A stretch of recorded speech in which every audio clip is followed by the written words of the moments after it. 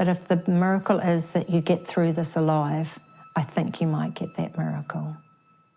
Doctors thought I had a particularly rare brain tumour or multiple sclerosis.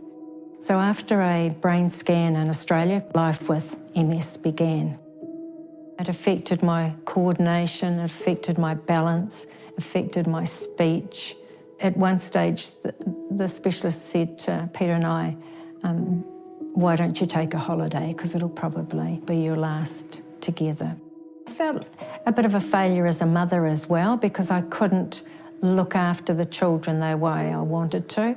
And even as a wife, I didn't know when I woke up in the morning whether it'd be a good day or a bad day. When I was lying in a hospital bed and not knowing whether I would get out again, there was all those sorts of unknowns.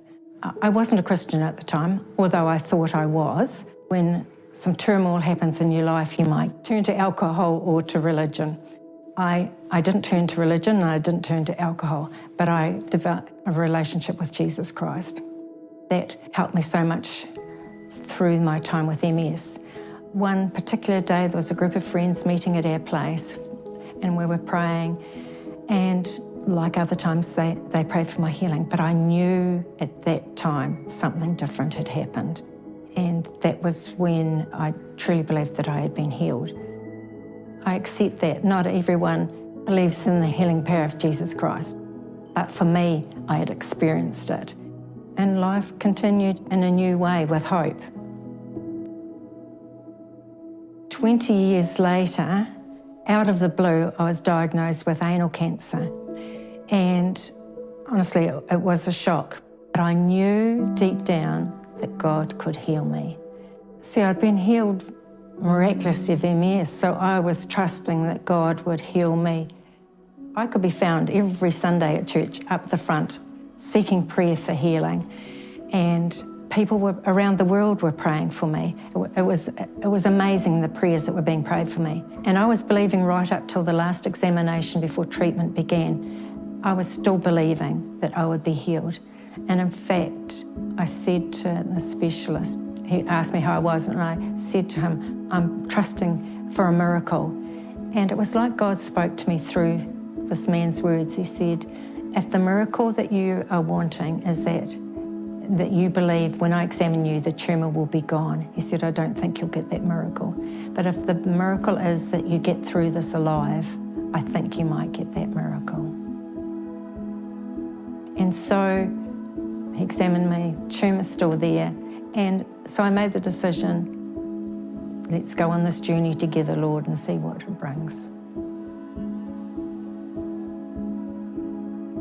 The treatment process was a short one because it was a very strong, heavy course of radiation and chemotherapy together, about 3 types of chemo all together. So it was maybe a 6 or 7 week window, which is a very short time if you were to compare it with many other people that have cancer. My relationship with Jesus in those difficult days were more moans and groans of prayer than anything. I cried and cried at different times, and I wasn't sure how I would be able to continue. And so there was one night, particularly towards the end of the treatment, when I just said to God, and I said to Peter, my husband, I can't do it anymore. This is too tough. It's too hard. I felt like that might have been the end in a way, because I'd lost all fight. I'd have even lost hope.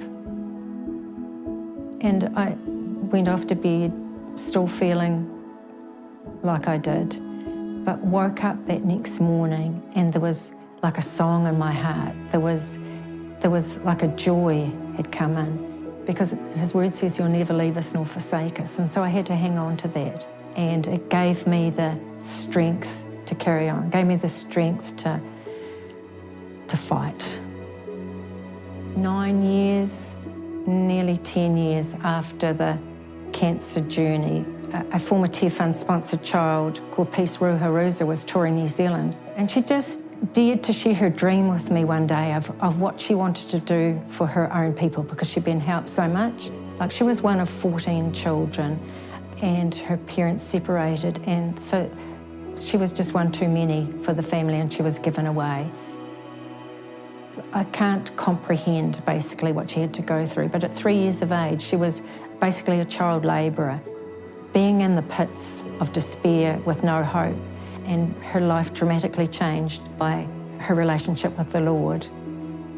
And I got home and I just knew, because I knew that I needed to set up the New Zealand side of Fountain of Peace. I made contact with them and said, look, I believe I'm to set up the New Zealand side of the organisation for you. How do you guys feel about that?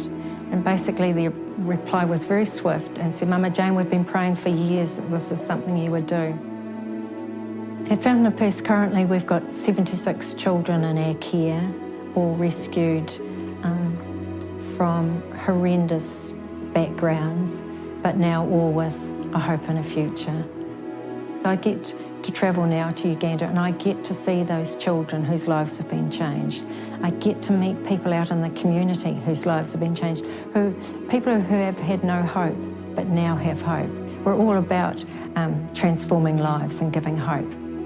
It's been a gentle journey in a way, like coming to the knowledge that actually He loved me. I knew that He loved other people, but I didn't comprehend that He loved me. And now I have that knowing deep in that I am loved by God and that God has a plan and a purpose for each one of us.